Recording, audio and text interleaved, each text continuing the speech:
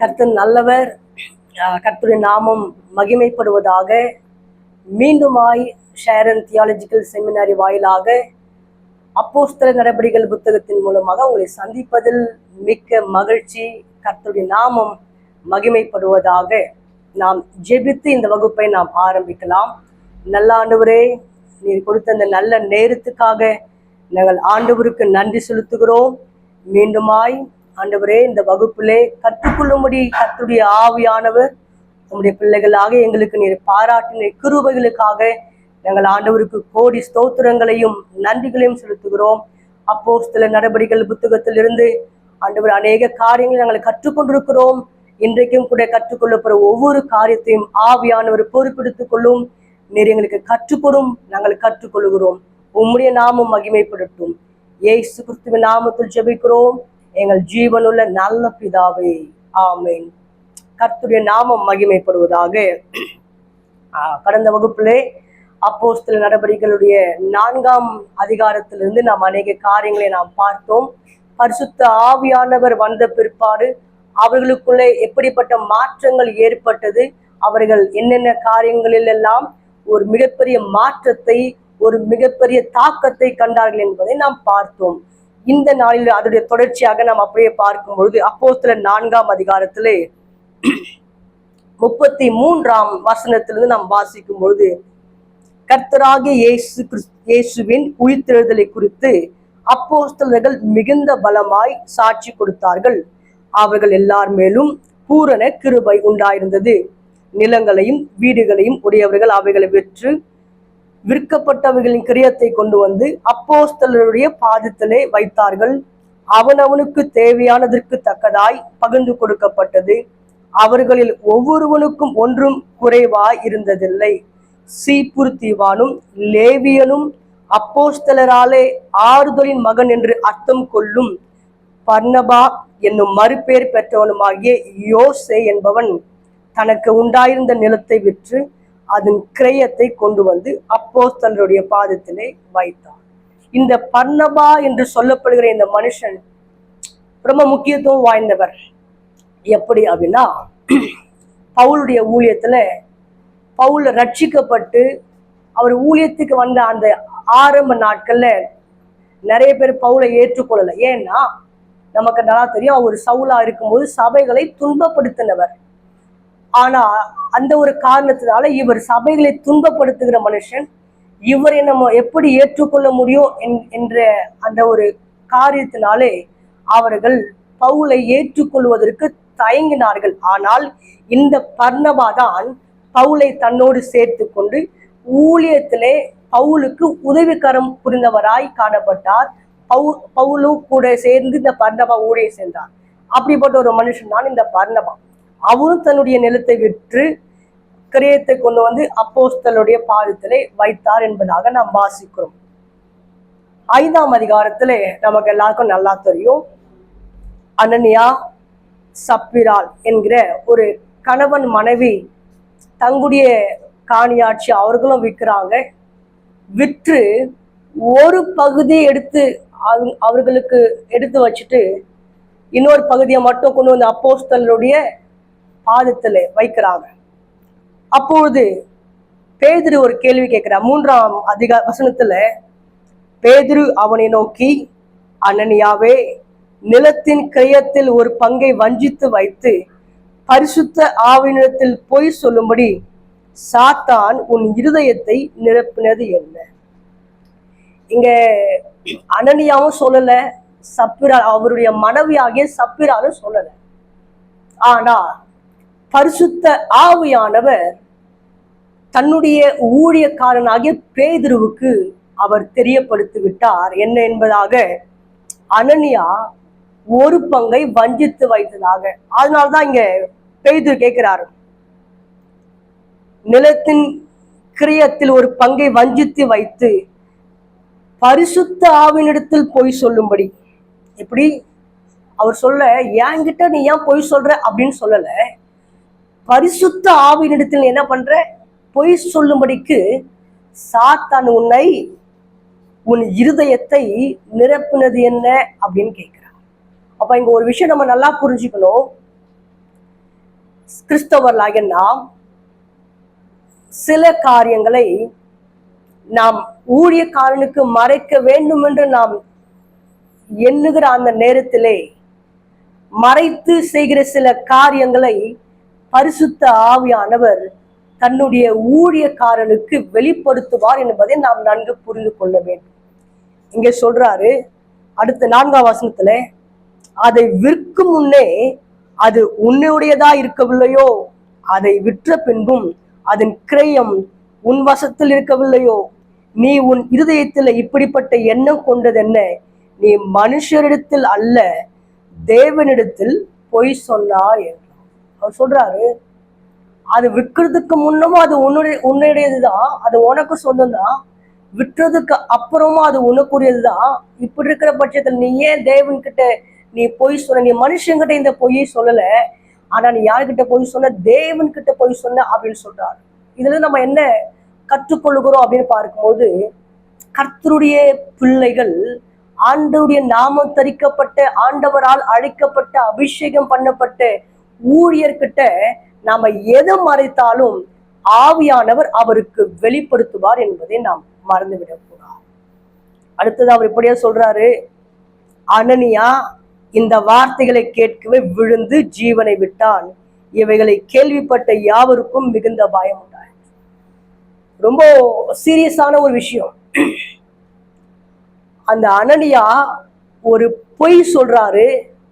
அவர் சொன்ன அந்த பொய்க்கான அந்த தண்டனை என்னன்னு பாத்தீங்கன்னா, அந்த நாளில அவருடைய ஜீவனே அவர் விடுகிறார், உயிரே போகிறது. இந்த வார்த்தையை நம்ம ரொம்ப கேர்ஃபுல்லா நம்ம கவனிக்கணும். இன்னைக்கு திருச்சபைகளிலே அல்லது வாலிப பிள்ளைகள் மத்தியிலே நம்ம ரொம்ப சுலபமா, ரொம்ப ஈஸியா நம்ம அந்த பொய் என்கிற வார்த்தையை நம்ம பேசிடுறோம். ஆனா இதனுடைய விளைவு மிகப்பெரிய விளைவு என்பதை நம்ம புரிஞ்சுக்கணும். அனனியா பெரிய தப்பு பண்ணாரா அப்படின்னு பாத்தீங்கன்னா, அவர் ஒரே ஒரு பொய் தான் சொன்னார். அந்த பொய்யினுடைய விளைவு அவர் தன்னுடைய ஜீவனை இழந்து விட்டார். 6வது வசனம் வாசிக்கிறோம். வாலிபர் எழுந்து அவனை சேலையில் சுற்றி வெளியே எடுத்து கொண்டு போய் அடக்கம் பண்ணினார்கள். இப்ப என்ன பண்ணிட்டாங்க? கொஞ்ச நேரத்துக்கு முன்னாடி வரலும் அப்போஸ்தலனாகிய பேதுரு முன்னாடி நின்ன அந்த அனனியா இப்பொழுது அவர் மரித்து போய் அடக்கம் பண்ணப்பட்டு விட்டார். இதெல்லாம் நடந்து ஒரு 3 மணி நேரம் கழிச்சு அவருடைய மனைவி வராங்க.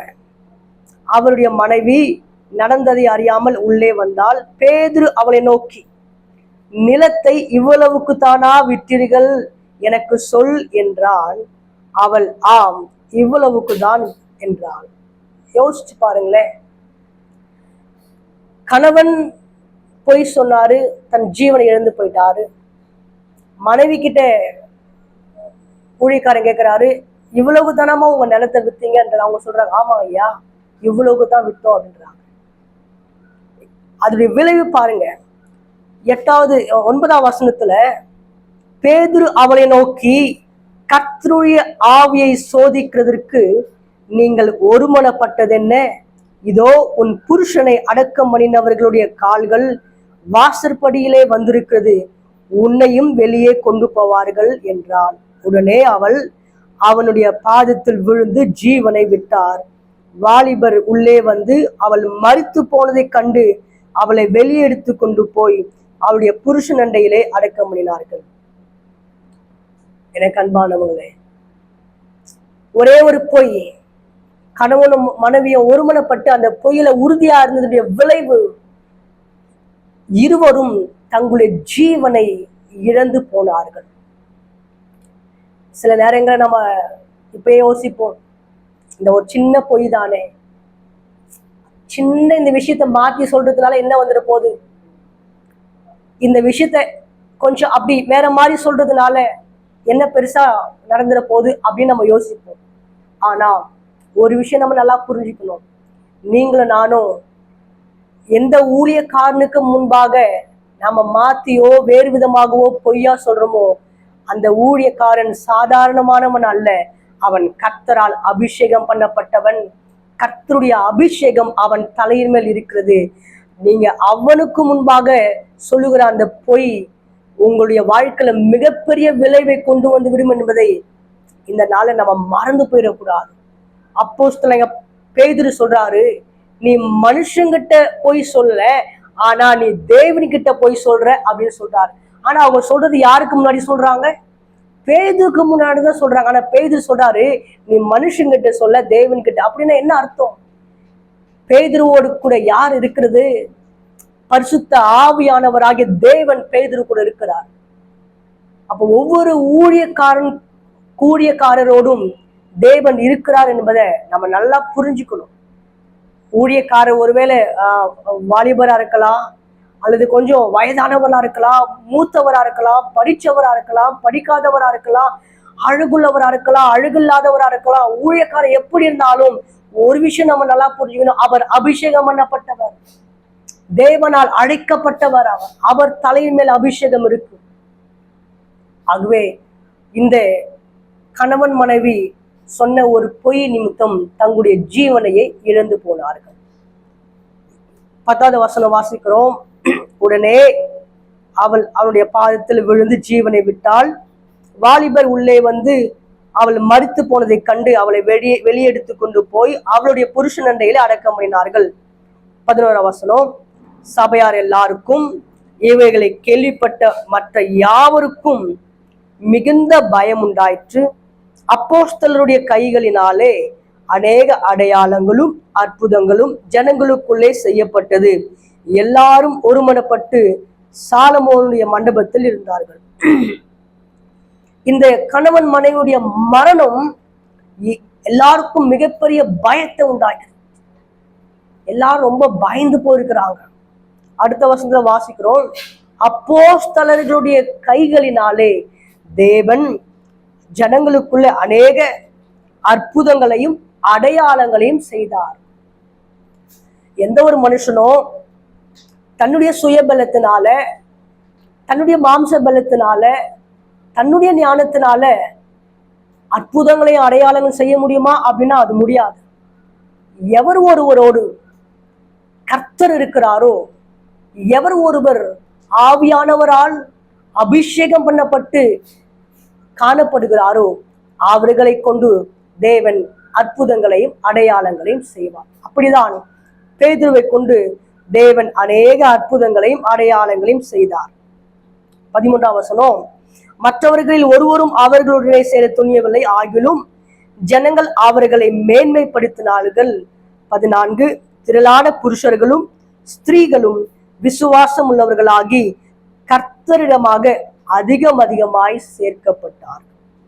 இதை கேட்ட ஜனங்க ஒரு பக்கம் பயந்து போனாலும் மறுபக்கம் ஜனங்கள் கர்த்தருக்குள்ளே ஒரு விசுவாசம் அடைகிறாங்க.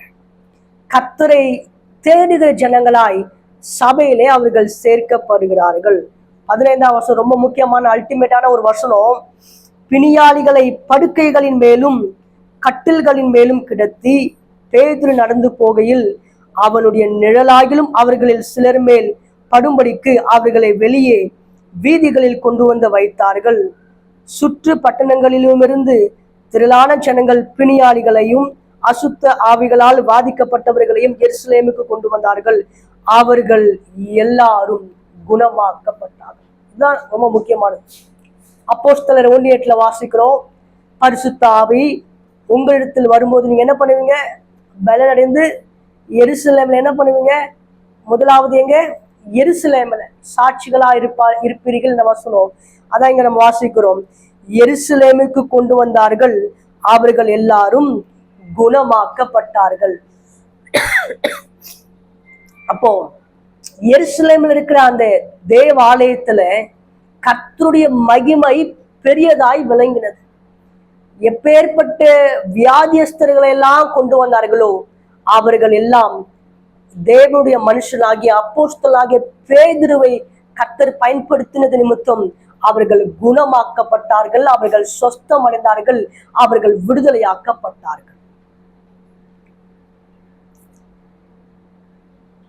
17வது வசனம், அப்போது பிரதான ஆசாரியனும் அவனுடனே கூட இருந்த சதுசேய சமயத்தார் அனைவரும் எழும்பி பொறாமையினால் நிரம்பி. எப்பெல்லாம் ஆண்டவரால் கர்த்தருடைய நாமம் தரிக்கப்பட்ட ஊழியர்கள் வல்லமையாய் பயன்படுத்தப்படுகிறார்களோ, அவர்களுடைய ஊழியத்தின் அந்த ரிசல்ட் ரொம்ப பயங்கரமா இருக்குதோ, அதே நேரத்துல இப்பிரபஞ்சத்தின் அதிபதியாகிய பிசாசானவன் அவனால தாங்கிக் கொள்ள முடியாது. ஆகவே அவன் என்ன பண்ணுவான்னா, மனுஷர்களை ஏவி விடுவான், மனுஷர்களை எழும்பும்படிக்கு மனுஷர்களை தூண்டிடுவான். அப்படிதான் ஒரு சம்பவம் இங்க நடக்குது. 4ஆம் அதிகாரத்துல நம்ம கடந்த கிளாஸ்ல பார்த்தோம்.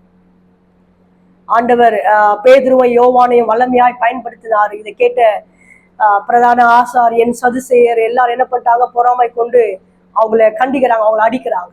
அவங்க அதுக்கு பயப்படல. பட் அதே சம்பவம் இங்க நடக்குது. இவங்க எல்லாரும் பொறாமையினால் நிறைந்து 18வது வசனம், அப்போஸ்தலர்களை பிடித்து பொதுவான சிறைச்சாலையிலே வைத்தார்கள். பொதுவான சிறைச்சாலை என்ன, நான் கடந்த வகுப்புல பார்த்தோம் இல்லைங்களா, ஏரோதுடைய அரண்மனையில இருக்கிற அந்த சிறைச்சாலை. இவங்க என்ன பண்றாங்க, தேவதூஷணம் சொல்றாங்க அப்படின்னு சொல்லிட்டு குற்றம் சாட்டி அவங்களை என்ன பண்றாங்க, சிறைச்சாலை போடுறாங்க. 19ஆம் வசனம், கர்த்தருடைய தூதன் ராத்திரியிலே சிறைச்சாலையின் கதவுகளை திறந்து அவர்களை வெளியே கொண்டு வந்து, நீங்கள் போய் தேவாலயத்திலே நின்று இந்த ஜீவ வார்த்தைகள் எல்லாவற்றையும் ஜனங்களுக்கு சொல்லுங்கள் என்றார். பாருங்களேன், ஆண்டவருக்காக நாம் பக்தி வைராக்கியம் பாராட்டும் போது, பரலோகத்திற்காக நாம் பக்தி வைராக்கியம் பாராட்டும் போது, பரலோகமும் கூட நமக்காக பக்தி வைராக்கியம் பாராட்டும். சிறைச்சாலை போட்டாங்க. என்ன நடக்குது, அன்று ராத்திரியிலே தேவ தூதனை கர்த்தர் அனுப்புறாரு. அவர் வந்து என்ன பண்றாரு, சிறைச்சாலையின் கதவுகளை திறந்து அவங்களை வெளியே கொண்டு வந்து சொல்றாரு, நீங்க போய் மீண்டுமா தேவாலயத்தில் நின்று இந்த ஜீவ வார்த்தைகள் எல்லாவற்றையும் ஜனங்களுக்கு சொல்லுங்கள் அப்படின்னு சொல்றாங்க. அதே மாதிரி இவங்களும் வந்து என்ன பண்றாங்க, மீண்டுமா தேவாலயத்தில் நின்று பிரசங்கம் பண்றாங்க.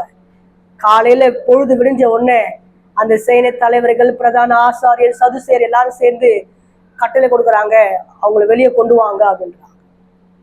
வசனத்தை நம்ம வாசிக்கும் பொழுது 21ஆம் வசனம், அவர்கள் அதை கேட்டு அதிகாலமே தேவாலயத்தில் பிரவேசித்து போதகம் பண்ணினார்கள். பிரதான ஆசாரியனும் அவனுடனே கூட இருந்தவர்களும் வந்து ஆலோசனை சங்கத்தாரையும் இஸ்ரவேல் புத்திரரின் மூப்பர் எல்லாரையும் வரவழைத்து அப்போஸ்தலர்களை கொண்டு வரும்படி சிறைச்சாலைக்கு சேவகரை அனுப்பினார்கள். சேவகர்கள் போய் சிறைச்சாலையிலே அவர்களை காணாமல் திரும்பி வந்து, சிறைச்சாலை மிகுந்த பத்திரமாய் பூட்டப்பட்டிருக்கவும் காவற்காரர் வெளியே கதவுகளுக்கு முன் நிற்கவும் கண்டோம். திறந்த பொழுதோ உள்ளே ஒருவரையும் காணோம் என்று அறிவித்தார்கள். அந்த செய்தியை வந்து சொல்றாங்க. அந்த சிறைச்சாலையுடைய கதவு, அந்த கேட்லாம் ரொம்ப பூட்டப்பட்டபடியே இருக்கு. வெளியும் காவல் காக்குறதுக்கு அந்த காவற்காரங்க விழித்து கொண்டுதான் இருக்காங்க. ஆனா உள்ள யாரும் இல்லை. நாம போட்ட அந்த ஜனங்க, அந்த பேதுரு அவங்க கூட சேர்ந்த ஜனங்களை என்ன பண்ணல, ஆலகம் உள்ள இல்லை. எப்படி உள்ள இருப்பாங்க இல்லைங்களா? தேவ தூதன் அவர்களை வெளியே கொண்டு வந்துட்டு சொல்றாரு, நீங்க போய் கர்த்தருடைய ஊழியத்தை செய்யுங்க, தேவ நாமத்தை மகிமைப்படுத்துங்க, தேவனுடைய மகிமையான ஊழியத்தை நிறைவேற்றுவதற்கு இந்த உலகத்துல ஒருவனும் உங்களை தடை பண்ண முடியாது என்று சொல்லாம அவங்க கட்டளை கொடுக்குறாங்க. பேதுருவும் மற்ற ஜனங்களும் கர்த்தருடைய நாமத்தை மகிமைப்படுத்துறாங்க, பிரசங்கம் பண்றாங்க. இதை கேட்டு அவங்க எல்லாரும் சிறைச்சாலை 24ஆம் வசனம், இந்த செய்தியை ஆசாரியனும் தேவாலயத்தை காக்கிற சேனை தலைவனும் பிரதான ஆசாரியர்களும் கேட்டபோது இது என்னமாய் முடியுமோ என்று அவர்களை குறித்து கலக்கம் அடைந்தார்கள். இந்த செய்தியை சொல்றாங்க. உள்ள நம்ம போட்ட சிறைச்சாலை போட்ட பேதுருவோம் மற்ற ஜனங்களையா, மற்ற கூட இருக்கிறவங்க யாரை காணோம் அப்படின்ன உடனே இது என்னமாய் முடியுமோ அப்படின்னு அவங்க எல்லாருக்கும் ஒரு மிகப்பெரிய கலக்கம் உண்டாயிருச்சு. 25ஆம் வசனம், அப்போது ஒருவன் வந்து, இதோ நீங்கள் காவலில் வைத்த மனுஷர் தேவாலயத்திலே நின்று ஜனங்களுக்கு போதகம் பண்ணுகிறார்கள் என்று அவர்களுக்கு அறிவித்தார். உடனே சேனை தலைவன் சேவகரோட கூட போய் ஜனங்கள் கல்லெறிவார்கள் என்று பயந்ததினால் பலவந்தம் பண்ணாமல் அவர்களை அழைத்து கொண்டு வந்து ஆலோசனை சங்கத்துக்கு முன்பாக நிறுத்தினார்கள். அப்போது பிரதான ஆசாரியன் அவரை நோக்கி பாக்குறாங்க, பிரசங்கம் பண்ணி கொண்டிருக்கிறாங்க தேவாலயத்துல.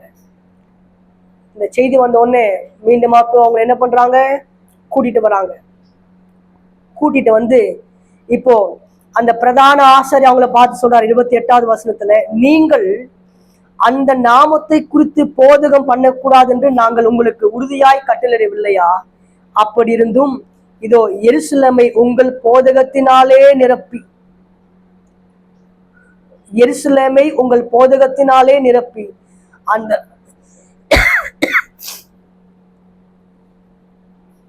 அந்த மனுஷனுடைய ரத்தப்பழியை எங்கள் மேல் சுமத்த வேண்டும் என்று இருக்கிறீர்கள் என்று சொன்னார். அவங்க சொல்றாங்க பாருங்களேன், எருசலேமை உங்கள் போதகத்தினாலே நிரப்பி. அதான் வசனம் இல்லைங்களா, அதான் வாக்குத்தத்தம். பரிசுத்த ஆவி ஒரு மனுஷனுக்குள்ள வரும்போது, அல்லது ஒரு சபைக்குள்ள வரும்போது, ஒரு தனிப்பட்ட நபருக்குள்ள வரும்போது, ஒரு குடும்பத்துக்குள்ள வரும்போது அங்க என்ன உண்டாகும்? சாட்சி உண்டாகும். அதனாலதான் அதுதான் இங்க நடக்குது. அவங்க வாயாலே சொல்றாங்க, எருசலேமை உங்கள் போதகத்தினாலே நீங்க நிரப்புவீங்கப்பா அப்படின்னு சொல்லும் போது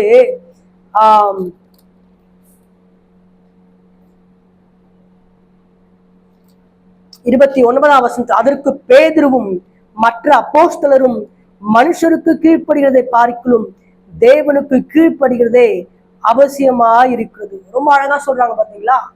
4ஆம் அதிகாரத்துல அப்படிதான் சொன்னாங்க, மனுஷனுக்கு செவி கொடுக்கறத பார்க்கும் தேவனுக்கு செவி கொடுக்கறதா நல்லது அப்படின்னு சொன்ன பேதுரு இங்க 5ஆம் அதிகாரத்துல அவங்கள பார்த்து சொல்றாரு, மனுஷருக்கு கீழ்ப்படுகிறதை பார்க்கலும் தேவனுக்கு கீழ்ப்படுகிறதே அவசியமா இருக்கிறது அப்படின்றார். மனுஷனுக்கு கீழ்ப்படுறதை பார்க்கலும் தேவனுக்கு கீழ்ப்படுறதுதான் உத்தமம் அப்படின்னு சொல்ல வர்றாரு. அப்போ இங்க நம்ம என்ன தெரிஞ்சுக்கிறோம்னா, மனுஷனுக்கு பயப்படுற பயம் கண்ணியை வருவிக்கும். ஆனா நம்ம கர்த்தருக்கு பயப்படும் போது அந்த பயத்தினுடைய ஆசீர்வாதம் மிகப்பெரியதாய் காணப்படும். இதை கேட்டு ஜனங்கள் எல்லாரும் ரொம்ப மூர்க்கம் அடைகிறாங்க, கோபப்படுறாங்க. அவங்களை எச்சரிச்சு என்ன பண்றாங்க, அனுப்பிடுறாங்க. 41வது வசனத்தை நாம் வாசிக்கும் போது பேதுருவும் அவருடைய மற்ற சீஷர்கள் சொல்றாங்க, அவருடைய நாமத்துக்காக தாங்கள் அவமானம் அடைவதற்கு பாத்திரராக எண்ணப்பட்டபடினால் சந்தோஷமாய் ஆலோசனை சங்கத்தை விட்டு புறப்பட்டு போய் தினந்தோறும் தேவாலயத்திலேயும் வீடுகளிலேயும் இடைவிடாமல் உபதேசம் பண்ணி இயேசுவே கிறிஸ்து என்று பிரசங்கித்தார். இங்க ரொம்ப அழகான வசனம். ஒவ்வொரு கிறிஸ்தவர்களுக்கும், ஒவ்வொரு கர்த்தருடைய நாமம் தரிக்கப்பட்ட ஒவ்வொரு பிள்ளைகளுக்கும் இந்த வசனம் நீங்க ரொம்ப இதை நீங்க புரிஞ்சுக்கணும். பேதுரு மற்ற சீஷர்ல சொல்றாங்களா, அவருடைய நாமத்துக்காக தாங்கள் அவமானம் அடைவதற்கு பாத்திரராக எண்ணப்பட்டபடினால் சந்தோஷமாய் ஆலோசனை சங்கத்தை விட்டு புறப்பட்டு போய் கர்த்தருடைய நாமத்து நிமித்தமா அவங்க அவமானம் அடைகிறத அதுக்கு நாங்க பாத்திரவான், அது எங்களுக்கு ஆசீர்வாதம்னு சொல்லிட்டு அவங்க அந்த அவமானத்தை அவங்க வெறுக்கல, அந்த அவமானத்தை அவங்க என்ன பண்ணல, உதாசீனப்படுத்தல, அந்த அவமானத்தை சந்தோஷமாய் ஏற்றுக்கொண்டாங்க. வசனம் அதான் சொல்லுறீங்களா, நம்ம வாசிக்கிறோம் புதிய ஏற்பாடுல தீமோத்தேயுல, அவரோடு கூட பாடுகளை சகித்தோமானால் அவரோடு கூட ஆளுகை செய்வோம். அப்போ இந்த பேதுரு மற்ற சிஷ்யர்கள் அதான் சொல்றாங்க, இந்த அவமானம் அது எங்களுக்கு சந்தோஷம், இந்த அவமானம் அது எங்களுக்கு ஆசீர்வாதம், இந்த அவமானத்தை நாங்க சந்தோஷமா ஏற்றுக்கணும்னு சொல்லிட்டு அதை ஏற்றுக்கொண்டு அவங்க சோர்ந்து போகாம, வசனம் அழகா சொல்லுது, தினந்தோறும் தேவாலயத்திலேயும் வீடுகளிலேயும் இடைவிடாமல் உபதேசம் பண்ணி இயேசுவே கிறிஸ்து என்று பிரசங்கிக்கிறாங்க. அவமானத்தை ஒரு பொருட்டாவே அவங்க எண்ணல, அடிக்கப்பட்டதை ஒரு பொருட்டாவே அவங்க எண்ணல, சிறைச்சாலைல போடப்பட்டதை ஒரு பொருட்டாவே அவங்க எண்ணல. அவங்களுக்கு தேவையெல்லாம் ஒன்னே ஒண்ணு, இன்றைக்கு இந்த அவமானம் எனக்கு கொடுக்கப்பட்டிருக்குது, இந்த அவமானத்தை நான் ஏற்றுக்கொள்ளும் போது நான் நிச்சயமாக ஆண்டவருடைய மகிமையை வெளிப்படுத்துகிறவனாக இந்த பூமியிலையும் சரி, ஒரு நாள் பரலோகத்திலும் சரி நான் செயல்படுவேன், நான் காணப்படுவேன் என்கிற ஒரு விசுவாசம் அவங்களுக்குள்ள காணப்பட்டதுனால அவங்க அதை பெருசா எடுத்துக்கொள்ளல, சோர்ந்து போகல, அவங்க ஊழியத்தை விட்டு பின்வாங்கல. மாறாக அவங்க செய்த காரியம் தினந்தோறும் தேவாலயத்திலையும் வீடுகளிலையும் இடைவிடாம இயேசுவை கிறிஸ்துவ என்ற பிரசங்கம் பண்றாங்க. என்னை கேட்டுக்கொண்டிருக்கிறவர்களே, நமக்குள்ள அப்படிப்பட்டதான ஒரு வைராக்கியம் காணப்படும். இந்த வைராக்கியம் எல்லாருக்குள்ள வந்துருமா அப்படின்னு பார்த்தா வரதுக்கு ரொம்ப கஷ்டம், எல்லாருக்குள்ளே வராது. சில சில சந்தர்ப்ப சூழ்நிலை நம்ம உற்சாகமா ஊழியம் செய்வோம், அந்த ஊழியத்தின் விளைவாக ஏதோ ஒரு சவால் அல்லது ஒரு போராட்டம் அப்படி வரும்போது நம்முடைய மாம்ச பலத்தினால் செய்வோம்னா நம்ம சோர்ந்து போயிடுவோம். ஆனா ஆவியானவர் நமக்குள்ள இருக்கிற பட்சத்துல ஆவியானவர் நமக்கு என்ன பண்றாரா, பயமுள்ள ஆவியை தராம பலமும் அன்பும் தேவ பக்தியும் உள்ள ஆவியை கொடுக்கிறார். அவர் நம்மளை பலப்படுத்துவார்.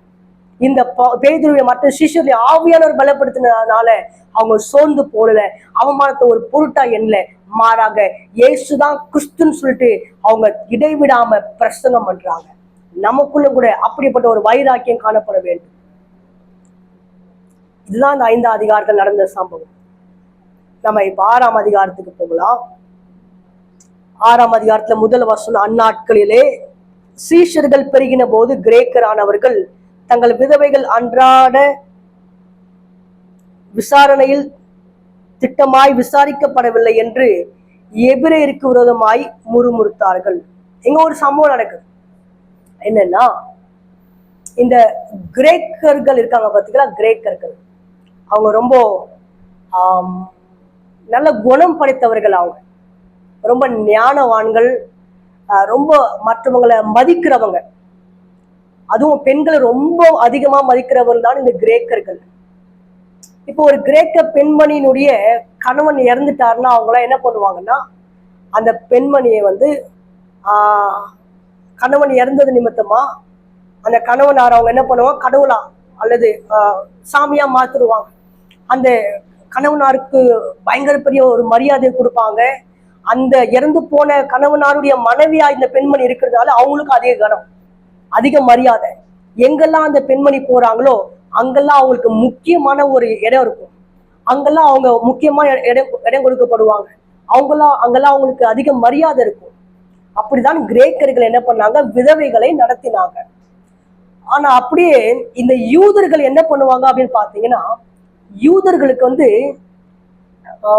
விதவைகள் ஒரு மாதிரி எதிர்மறையானவர்கள், ஆகாதவர்கள். ஒரு நல்ல காரியத்துக்கு போகும்போது அந்த விதவைகள் வழியில வந்துட்டாங்கன்னா அவங்க என்ன சொல்லுவாங்கன்னா, இது நேரம் சரியில்லை, இந்த விதவை வந்துட்டாங்க, சோ இது நல்லது கிடையாது அப்படின்னு சொல்லுவாங்க. அப்படி யூதர்கள் கிரேக்க விதவைகளை அதிகமாய் மதிக்காதவர்கள், விதவைகளை முன்வைக்காதவங்க. அதனாலதான் இங்க ஒரு சம்பவம் நடக்குது.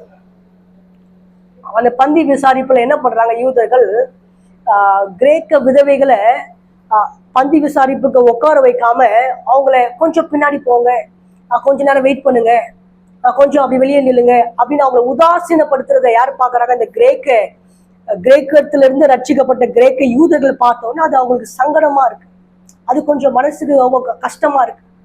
அதனாலதான் அவங்க என்ன பண்றாங்க, கொஞ்சம் வருத்தப்படுறாங்க. இந்த விஷயம் என்ன பண்றது, சீஷர்களுக்கிட்ட வருது. சீஷர்கள் என்ன பண்றாங்க, அப்போது 12 சீஷர் கூட்டத்தை வரவழைத்து, நாங்கள் தேவ வசனத்தை போதியாமல் பந்தி விசாரணை செய்வது தகுதி அல்ல. இங்க நல்லா புரிஞ்சுக்கணும். சீஷங்க எவ்வளவு அழகா சொல்றாங்க பாத்தீங்களா, நான் ஊழியக்காரன், ஆண்டவர் என்னை ஊழியம் செய்யும்படிக்கு அழைச்சாரு, என்னுடைய வேலை என்னன்னா தெய்வ வசனத்தை போதிக்கிறது தான் என்னுடைய வேலை, பந்தி விசாரணை செய்கிறது என்னுடைய வேலை அல்ல. ஆகவே அவர் சொல்றாரு 3ஆம் வசனத்துல, ஆதலால் சகோதரரே, பரிசுத்த ஆவியும் ஞானமும் நிறைந்து நற்சாட்சி பெற்றிருக்கிற 7 பேரை உங்களில் தெரிந்து கொள்ளுங்கள், அவர்களை இந்த வேலைக்காக ஏற்படுத்துவோம் அப்படின்றார். ஆண்டவர் என்னை ஊழியன் அபிஷேகிச்சிருக்கிறாரு, என்னை அப்போஸ்தலன் ஆண்டவர் தேர்ந்தெடுத்திருக்கிறாரு. என்னுடைய வேலை என்னன்னா தேவனுடைய வசனத்தை பிரசங்கிப்பதுதான் என்னுடைய வேலை. அதை தாண்டி மற்ற வேலையில கவனம் செலுத்துவது என்னுடைய வேலை கிடையாது. மேற்பார்வை செய்கிறது அதை செய்யலாம். ஆனா இந்த ஊழியத்தை, இந்த பிரசங்கம் பண்ண வேண்டிய இந்த வேலையை விட்டுட்டு போய் மற்ற வேலையை செய்வதற்கு ஆண்டவர் நம்மை ஊழியக்காரர்களை தெரிந்து கொள்ளவில்லை. ஊழியக்காரன் தேவனுடைய ஊழியத்தை செய்வதற்காக, இயேசுவை கிறிஸ்து என்று பிரசங்கிப்பதற்காக, அவருடைய நாமத்தை கொண்டு அற்புதங்களையும் அடையாளங்களையும் செய்வதற்காக, கர்த்தருடைய நாமத்தினாலே ஜனங்களுக்கு மனம் திரும்புதலை பிரசங்கிப்பதற்காக ஊழியக்காரரை கர்த்தர் அபிஷேகம் பண்ணி தேர்ந்தெடுத்திருக்கிறார். அந்த ஊழியக்காரன் செய்ய வேண்டிய வேலை இதுதான். அதனாலதான் இங்க பேதுரு சொல்றாரு, நீங்க என்ன பண்ணுங்க, ஒரு 7 நபரை தெரிந்து கொள்ளுங்க. எதற்கு? சாப்பாடு போடுறதுக்கு, பந்தி விசாரணை செய்யறதுக்கு. அந்த பந்தி விசாரிப்பு செய்யற அந்த வேலைக்கு அவர் எப்படிப்பட்ட தகுதி உள்ளவர்களை எதிர்பார்க்கிறான்னு பாருங்களேன். அவருடைய தகுதி என்னவா இருக்குன்னு பார்க்கும்போது, அவங்க எப்படிப்பட்டவர்களா இருக்கணுமா? அவர்கள் பரிசுத்த ஆவியும் ஞானமும் நிறைந்து நற்சாட்சி பெற்றிருக்கணுமா? அபிஷேகம் பெற்றிருக்கணும், அவங்க ஞானம் உள்ளவங்களா இருக்கணும், நற்சாட்சி பெற்றிருக்கணும். இவர் பெரிய பெரிய படிச்சவங்களை தேடல, வசதி வாய்ப்பு இருக்கிறவங்களை தேடல. இவர் தேடுதலாம் பரிசுத்த ஆவி உனக்குள்ள இருக்கிறாரா? அபிஷேகம் பண்ணப்பட்டிருக்கிறியா? அபிஷேகம் பெற்றிருக்கிறியா? ஆவியானவர் உனக்குள்ள இருக்கிறாரா? அந்த ஞானம் உனக்குள்ள இருக்கா? நீ வசிக்கிற பகுதியில, உன் ஊர்ல உனக்கு சாட்சி இருக்கா? அது போதும். யோசித்து பாருங்களேன். ஒரு பந்தி விசாரணை செய்கிற, சாப்பாடு போடுற அந்த நபர்களுக்கான தகுதியே, இப்பேற்பட்ட தகுதியே உள்ள மனுஷர்களை கர்த்தருடைய ஊழியக்காரர் எதிர்பார்க்கிறாருன்னா, நம்மளை கொஞ்சம் யோசிக்கணும். சபையில நாம் செய்கிற ஊழியங்கள், அநேக ஊழியங்கள் இல்லைங்களா? கொயர் பிராக்டிஸ் பண்ற அந்த கொயர் டீம் இருப்பாங்க, சர்ச்ல இன்ஸ்ட்ருமெண்ட் வாசிக்கிற அந்த மியூசிஷியன்ஸ் இருப்பாங்க, அல்லது சபை வேலைகளை செய்கிற டீம் இருப்பாங்க, வாலண்டியர்ஸ் இருப்பாங்க. சாப்பாடு போடுற வேலைக்கே இப்படிப்பட்டதான ஒரு தகுதியுள்ள மக்களை இந்த ஊழியக்கார அப்போஸ்தலன் எதிர்பார்க்கிறாருன்னா, பலிபீடத்துல நின்று கர்த்தருடைய ஊழியத்தை நிறைவேற்றுகிற வாலிப பிள்ளைகளோ, ஊழியக்காரனோ, வாலண்டியர்ஸோ யாரா இருந்தாலும் நாம் எப்பேற்பட்ட தகுதியுள்ளவர்களா இருக்க வேண்டும் என்பதை நாம் ரொம்ப கவனமா நம்ம யோசிக்கணும். அபிஷேகம் பண்ணப்பட்டவர்களாய், அபிஷேகம் பெற்றவர்களாய் காணப்படணும். தேவன் ஞானம் நமக்குள்ள இருக்கணும். உலக ஞானத்தை கர்த்தர் எதிர்பார்க்கவில்லை. உலக ஞானம் நமக்கு தேவையில்லை. ஆனா கர்த்தருடைய ஞானத்தை கர்த்தர் கொடுக்க அவர் சித்தம் உள்ளவரா இருக்கிறார். தேவன் ஞானம் உடையவர்களா இருக்கணும். எல்லாத்துக்கும் ரொம்ப முக்கியமானது நற்சாட்சி நமக்குள்ள காணப்படணும். அந்த நற்சாட்சி பெற்ற மனுஷங்களை தான் இன்னைக்கு கர்த்தர் எதிர்பார்த்து கொண்டிருக்கிறார் திருச்சபைகளுக்கு. என்னை கேட்டுக்கொண்டிருக்கிற எனக்கு அன்பானவங்களே, ஒருவேளை இந்த வார்த்தை உங்களை தொடும் அப்படின்னா, நான் உங்கள்கிட்ட அன்பா ஒண்ணு கேட்டுக்கிறேன். நீங்க சர்ச்ல எந்த ஊழியம் செஞ்சாலும் பரவாயில்ல, இந்த அபிஷேகத்துக்காக நீங்க வாஞ்சிங்க. பரிசுத்த ஆவியானவருடைய நிரப்புதலை பெற்றுக்கொள்ளுங்க. ஆவியானவர் உங்களுக்குள்ள இருந்தார்னா உங்களை ரொம்ப அழகா உங்களை வழி நடத்துவார். சாட்சியுள்ள ஒரு வாழ்க்கை வாழ உங்களை அர்ப்பணித்துக் கொள்ளுங்க. கர்த்தருடைய ஆவியானவருடைய ஞானத்தை பெற்றுக்கொள்ள பிரயாசப்படுங்க. அப்படிப்பட்ட ஒரு 7 நபர்களை தான் இங்க தெரிந்து கொள்றாங்க. 4ஆம் வசனத்துல வாசிக்கும்போது, நாங்களோ ஜபம் பண்ணுவதிலும் தேவ வசனத்தை போதிக்கிற ஊழியத்திலும் இடைவிடாமல் தரித்திருப்போம் என்றார்கள். ரொம்ப அழகா சொல்றாரு பேதுரு. எங்க வேலை என்ன வேலை? ஜபம் பண்ற வேலை, உபதேசம் பண்ற வேலை. இந்த வேலையில நாங்க இடைவிடாம நாங்க தரித்திருப்போம். நாங்க இது செய்வோம்.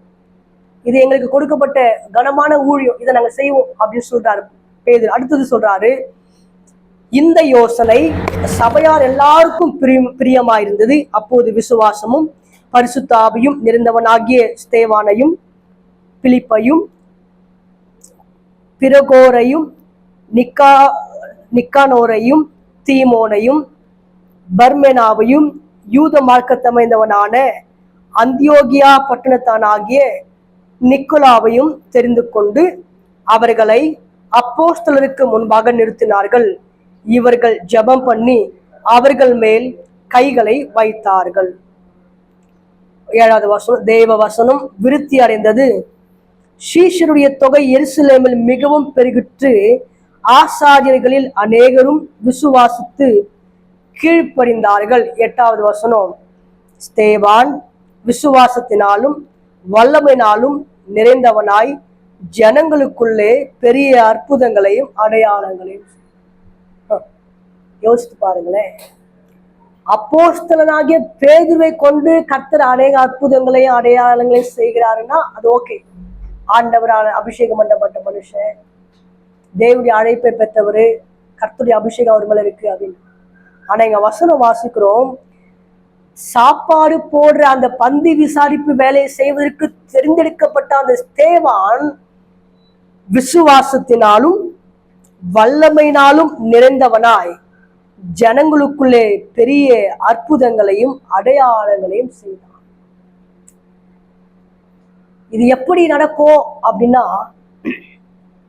தேவன் யார் கூட இருக்கிறாரோ அவரை கொண்டு தேவன் பெரிய காரியங்களை செய்வார் என்பதற்கு இந்த ஸ்தேவான் மிகப்பெரிய ஒரு உதாரணம். இவன் வேலை என்ன தெரியுங்களா? அங்க உட்கார்ற அந்த விதவைகளுக்கு, தாய்மார்களுக்கு, அந்த தேவாலயத்தை வரை ஜனங்களுக்கு ஆகாரம் கொடுக்கணும், சாப்பாடு போடணும், குழம்பு ஊற்றணும், தண்ணி ஊற்றணும், அது அவங்க சாப்பிட்டதெல்லாம் கிளீன் பண்ணணும். இதுதான் இவனுடைய வேலை. ஆனா வசனம் சொல்லுகிறது, இந்த ஸ்தேவானை கொண்டு தேவன் அற்புதங்களையும் அடையாளங்களையும் செய்தாராம். கர்த்தர் எவரையும் தகுதி பார்த்து தெரிந்து கொள்ளுகிறவர் அல்ல, தாம் தெரிந்து கொள்ளுகிறவரை தகுதிப்படுத்துகிறவர் தான் நாம் ஆராதிக்கிற தேவன். ஸ்தேவானை ஆண்டவர் தெரிந்து கொண்டார், அவரை அபிஷேகம் பண்ணினார், பரிசுத்த ஆவினால் இந்த ஸ்தேவானை நிரப்பினார், விசுவாசத்தை அவனுக்குள்ள ரொம்ப அதிகமா வைத்தார். இப்பொழுது ஸ்தேவானை கொண்டு அநேக அற்புதங்களையும் அதிசயங்களையும் ஆண்டவர் செய்கிறார். இந்த அற்புதங்களை அடையாளம் நடந்ததுக்கு அப்புறம் நடக்கிற சம்பவத்தை பார்க்கும்போது 9வது வசனம், அப்போது லிபர்த்தீனர் என்னப்பட்டவர்களின் ஆலயத்தை சேர்ந்தவர்களிலும் சிரேனே பட்டணத்தாரிலும் அலெக்சந்திரியா பட்டணத்தாரிலும் சிலிசியா நாட்டாரிலும் ஆசியா தேசத்தாரிலும் சிலர் எழும்பி ஸ்தேவானுடனே தர்க்கம் பண்ணினார்கள். இந்த லிபர்த்தினர் அப்படின்னா இன்றைக்கு வாழ்ந்து கொண்டிருக்கிற அந்த மத்திய கிழக்கு பகுதியில வாழ்கிற லிபியா நாட்டை சேர்ந்த மக்கள். இவங்க யாருன்னு பாத்தீங்கன்னா, இவங்க பக்தி வாய்ந்தவங்க. இவங்க ஆவிக்குரிய காரியங்களில ரொம்ப நல்ல ஜனங்கள், ஆண்டவருக்கு ரொம்ப முக்கியத்துவம் கொடுக்கிறவர்கள், தெய்வ தூதர்கள் எல்லாம் அதிகமா விசுவாசிக்கிறவர்கள் இவர்கள். அப்படிப்பட்டவர்கள் தான் இந்த லிபர்த்தினர். அடுத்தது யாரு? சிரேனே பட்டணத்தார். இந்த சிரேனே பட்டணத்தார் இன்றைக்கு யாருன்னா, இன்றைக்கு வாழ்கிற ஆப்பிரிக்கன்ஸ். இவங்க தங்களுடைய நடைமுறை வாழ்க்கையில ஆண்டவரை ரொம்ப அதிகமா ருசி பார்க்கிறவங்க, ஆண்டவருக்காக ரொம்ப வாழ்கிற ஜனவங்க. இவங்க தான் இந்த சிரேனே பட்டணத்தார். அடுத்தது அலெக்சந்திரியா பட்டணத்தார். இந்த அலெக்சந்திரியா பட்டணத்தார் யாருன்னா, அன்னைக்கு வாழ்ந்த எகிப்து நாட்டில் உள்ள ஜனங்கள், எகிப்தியர்கள். இவங்க யாருன்னா ரொம்ப ஒரு ஸ்காலர்ஸ், ரொம்ப ஞானவான்கள். இவங்க பெரிய பெரிய அறிஞர்கள் இவங்ககிட்ட இருந்தாங்க. இவங்க ரொம்ப இன்டலெக்சுவலான ஒரு நபர். இவங்க ஞானத்துக்கு ரொம்ப இம்பார்ட்டன்ட் கொடுப்பாங்க. அப்படிப்பட்டவர்கள் தான் இந்த அலெக்சந்திரியா பட்டணத்தார். அடுத்ததாக சிலிசியா நாட்டார். இந்த சிலிசியா நாட்டார் எப்படிப்பட்டவங்க அப்படின்னு பார்க்கும்பொழுது,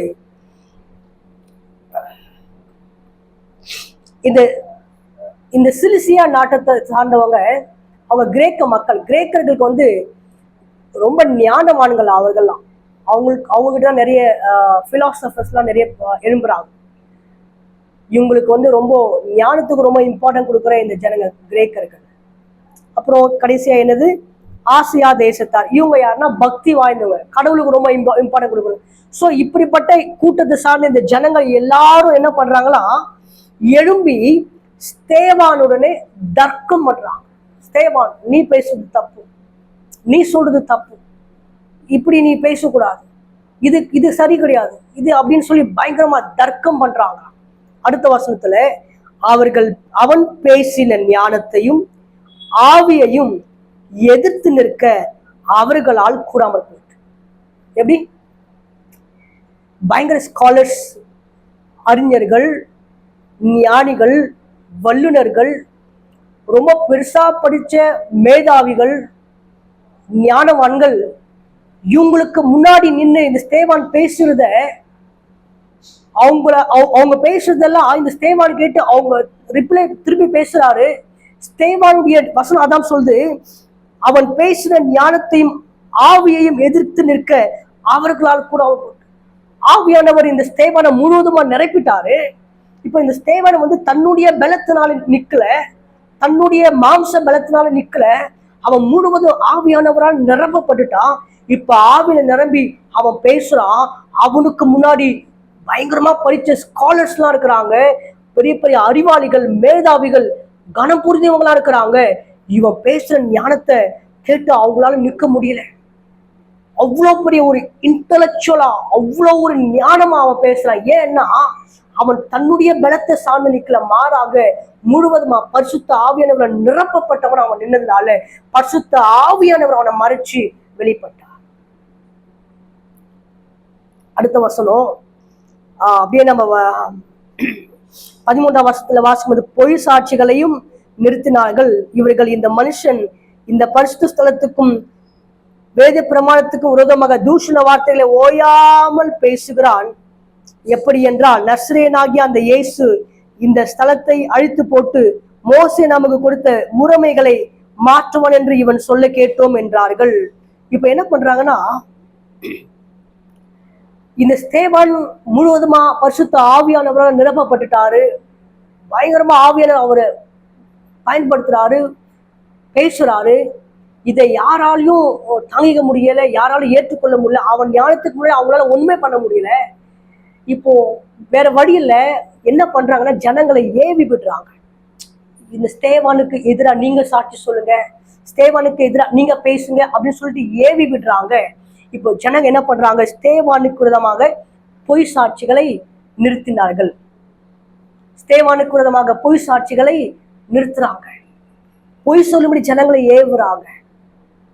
அடுத்த கடைசியா 15ஆம் வசனத்தை வாசிக்கிறோம். ஆலோசனை சங்கத்தில் உட்கார்ந்திருந்த அனைவரும் அவன் மேல் கண்ணோக்கமா இருந்து அவன் முகம் தேவதூதன் முகம் போல் இருக்க கண்டார்கள்.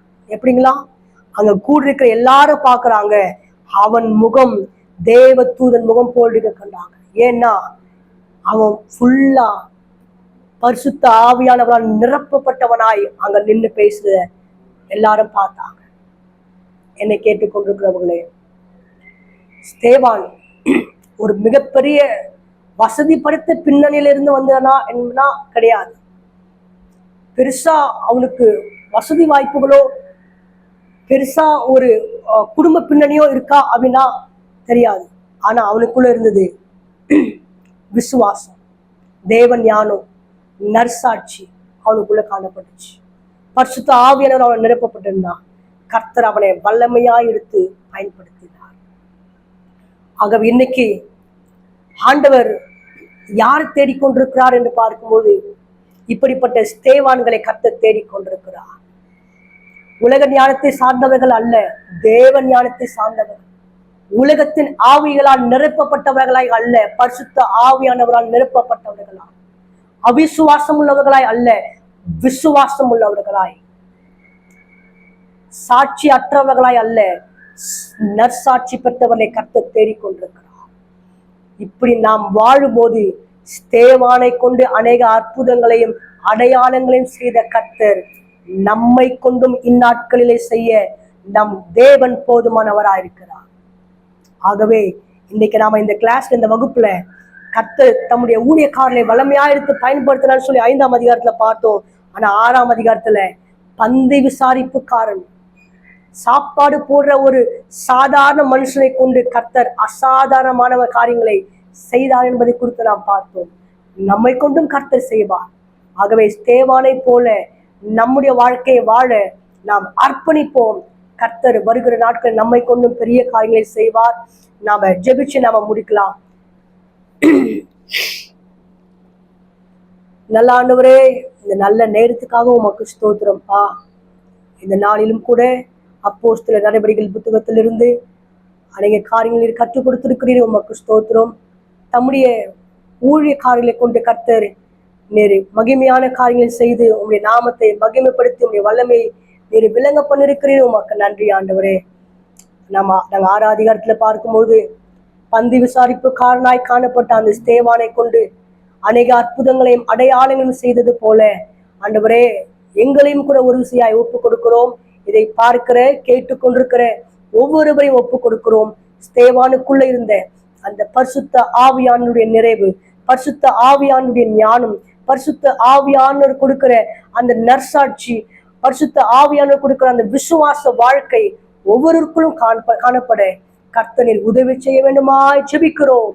இதை கேட்கிற பார்க்கிற ஒவ்வொருவரையும் ஆசீர்வதியும் ஆண்டவரே. இந்த ஷாரன் தியாலஜிக்கல் செமினார் இந்த ஊழியத்தையும் ஆசீர்வதியும். நடத்துற ஆண்டவரே ஸ்தாபகரை ஆசீர்வதியும். அவரோடு கூட சேர்ந்து பணிபுரிகிற ஒவ்வொருவரையும் ஆசீர்வதியும். உம்முடைய நாமம் தொடர்ந்து மகிமைப்படுத்தும். நாங்கள் ஒவ்வொருவரும் ஸ்தேவானை போல உமக்காக பக்தி வைராக்கியமாய் வாழ எங்களுக்குள்ளே அப்படிப்பட்டதான ஒரு ஆவியானவரை தந்தரல வேண்டுமாய் ஜெபிக்கிறோம். எல்லா துதியும் எல்லா கனமும் நாங்கள் உமக்கு செலுத்துகிறோம். எல்லா மகிமையும் உமக்கு செலுத்துகிறோம். மீட்பரும் இரட்சகரும் ஆகிய எங்கள் இயேசு கிறிஸ்துவின் நாமத்தில் ஜெபிக்கிறோம் எங்கள் சர்வ வல்லமையுள்ள நல்ல பிதாவே. ஆமென், ஆமென். God bless you. கர்த்தர் உங்களை ஆசீர்வதிப்பாராக. மீண்டுமாய் அடுத்த வகுப்பில் நாம் சந்திப்போம்.